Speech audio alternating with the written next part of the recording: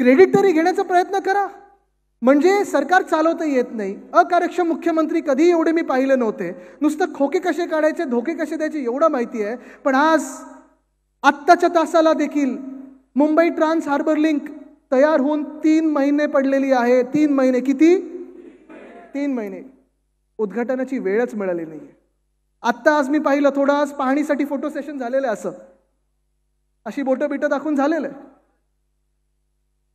250 रुपये टोल म्हणजे गुजरातला सगळं फ्री. हा, बुलेट ट्रेन भूखंड BKC मधला कितीला दिला सावंत साहेब?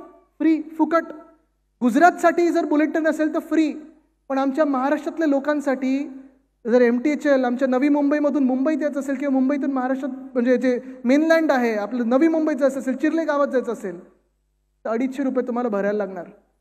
मला वाटतं पर किलोमीटर किती 10 की 12 रुपये लागतात तुम्हाला. हा कसला न्याय?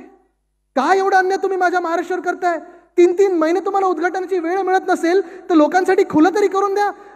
ह्या नोव्हेंबर-डिसेंबर मध्ये मी पाहत होतो, वाशी टोलला असेल कितीतरी रांगा लागल्या होत्या, 4-4, 5-5 किलोमीटरच्या रांगा लागल्या होत्या. मुंबई-पुणे हायवे 6-6 तास लोक अडकलेली होती.